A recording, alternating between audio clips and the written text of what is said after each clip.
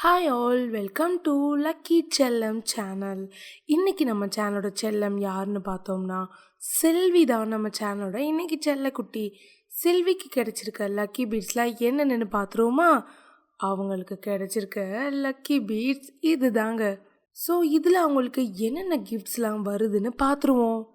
செல்வி நம்ம சேனலோட சப்ஸ்கிரைபருங்க.